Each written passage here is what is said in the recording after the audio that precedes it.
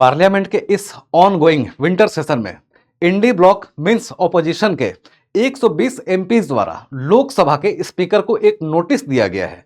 Notice क्या है कि मद्रास हाई कोर्ट के मदुरई बेंच के जस्टिस GR स्वामीनाथन को उनके पोस्ट से, उनके चेयर से रिमूव किया जाए।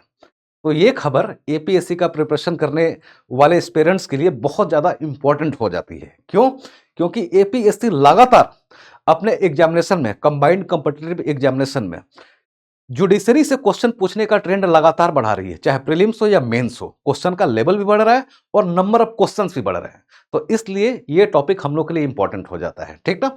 तो आइए बहुत ही सिंपल तरीके से हम लोग समझेंगे कि किस तरीके से सुप्रीम कोर्ट या हाई कोर्ट या दोनों को मिलाकर के हम हायर जुडिशरी बोलते हैं, हायर जुडिशरी के किसी जज को रिमूव करना हो तो उसका क्या कॉन्स्टिट्यूशनल प्रोविजन है, उससे रिलेटेड कौन सा एक्ट है, किस ग्राउंड पे रिमूवल का प्रोसीजर हम लोग ला सकते हैं और क्या प्रोसीजर है, स्टेप बाय स्टेप बहुत सिंपल तरीके से हम लोग चीजों को समझेंगे। देखिए, चूंकि GR स्वामीनाथन हाई कोर्ट के जज हैं, तो हाई कोर्ट के जज के रेफरेंस को ध्यान में रखते हुए हम लोग चीजों को समझेंगे। अगर हाई कोर्ट के जज को रिमूव करना है तो उससे रिलेटेड जो कॉन्स्टिट्यूशनल प्रोविजन है वो आर्टिकल 217(1) के क्लॉज बी में और आर्टिकल 218 में दिया गया है। और सुप्रीम कोर्ट के जजेस को रिमूव करने से रिलेटेड प्रोसीजर आर्टिकल 124 के क्लॉज 4 और आर्टिकल 124 के क्लॉज 5 में दिया गया है। अगर आर्टिकल 217 और 218 को कंबाइंडली पढ़ते हैं तो क्या कंक्लूजन निकलता है? कंक्लूजन ये निकलता है कि अगर हाई कोर्ट के किसी जज को रिमूव करना है तो उसके लिए प्रोसीजर एकदम सेम होगा, वही प्रोसीजर, वही ग्राउंड होगा जो किसी सुप्रीम कोर्ट के जज को रिमूव करने का होता है, ठीक है। और आर्टिकल 124 के क्लॉज 5 में एक बात दी गई है, इसमें पार्लियामेंट को एक पावर दिया गया है।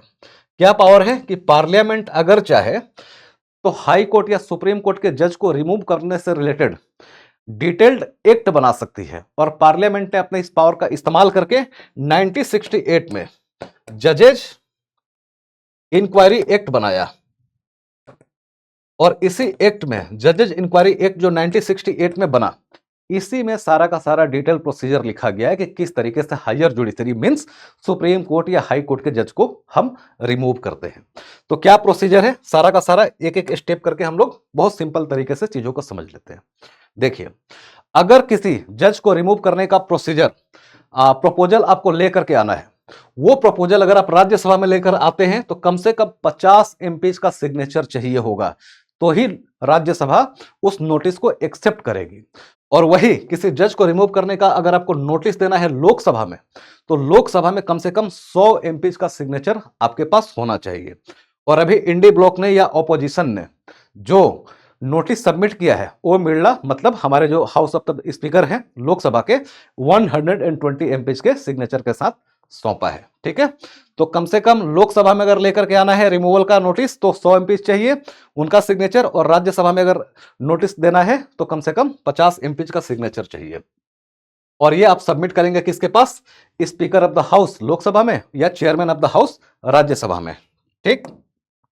एक बार स्पीकर या चेयरमैन के पास जब आपने अपना नोटिस भेज दिया तो स्पीकर या चेयरमैन के पास पूरा अधिकार होता है कि अपने ही लेवल पर वो चाहे तो आपके नोटिस को रिजेक्ट कर दे। अगर उनको ऐसा लगता है कि इस नोटिस में जो भी एलिगेशन उस जज के खिलाफ लगाए गए हैं वो सही नहीं है, तो वहीं पर चीजें रिजेक्ट हो जाएंगी। और अगर एडमिट कर लिया तो क्या करेंगे? अपने लेवल पर ही एक स्क्रूटनी पैनल बना देंगे, एक स्क्रूटनी कमेटी, कि आप लोग जांच करके बताओ कि ये जो इस जज के खिलाफ इस नोटिस में जो जो एलिगेशन लगाए गए हैं वो सही है या गलत है, ठीक है। और फिर अगर स्पीकर को लगता है या चेयरमैन को लगता है स्क्रूटनी करवाने के बाद भी कि नहीं, जो एलिगेशन है वो सही नहीं लग रहा है मेरे को, ठीक, तो क्या होगा? वो रिजेक्ट हो जाएगा, प्रोसेस जो है वहीं पर एंड हो जाएगा। चाहे तो चेयरमैन या लोकसभा के स्पीकर जैसे ना बोलेंगे, वो प्रोसीजर क्या होगा? वहीं पर एंड हो जाएगा।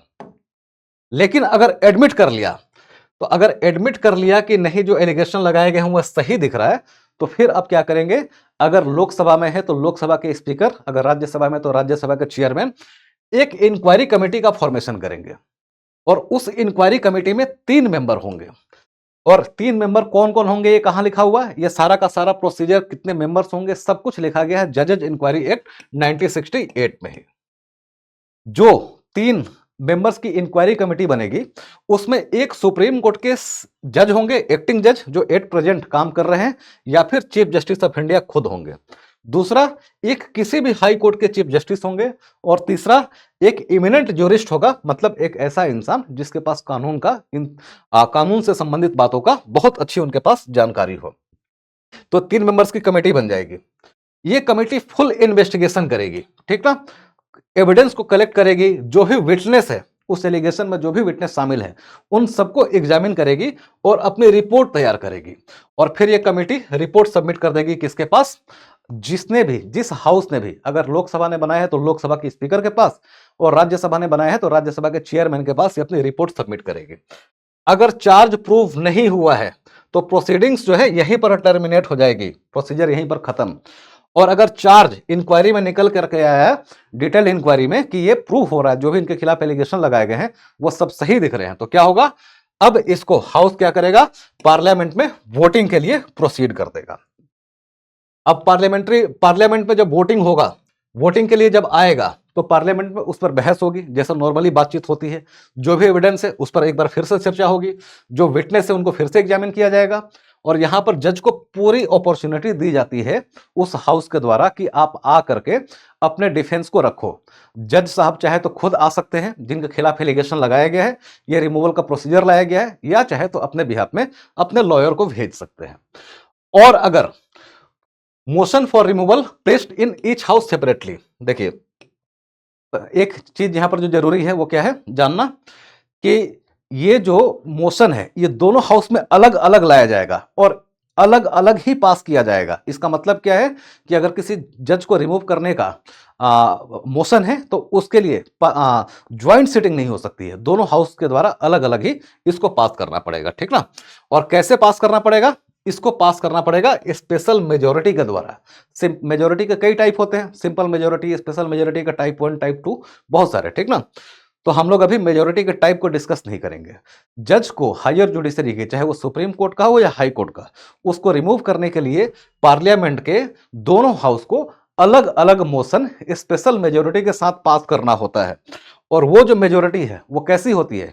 हाउस के टोटल स्ट्रेंथ का 1/2, मतलब हाउस का जो भी टोटल स्ट्रेंथ है, जैसे राज्यसभा है तो 245 मेंबर्स है, तो इसका 1/2 मतलब 123, और प्लस साथ में प्रेजेंट एंड वोटिंग का 2/3। इस मेजोरिटी के साथ टोटल हाउस के स्ट्रेंथ का आधा, प्लस साथ में जो प्रेजेंट एंड वोटिंग जो मेंबर्स हैं उनका 2/3 मेजोरिटी, इस मेजोरिटी के साथ लोकसभा और राज्यसभा दोनों अलग अलग इस मोशन को पास करेंगे। और पास करने के बाद से क्या हो जाएगा? पास होने के बाद से बोथ हाउस जब इसको पास कर देंगे तो इसको भेज दिया जाएगा हमारे प्रेसिडेंट के पास, और फिर प्रेसिडेंट हमारे क्या करेंगे? एक जज के ऑफिशियली रिमूव करने के लिए एक ऑर्डर निकाल देंगे, और जो जज है वो फ्री हो जाएंगे।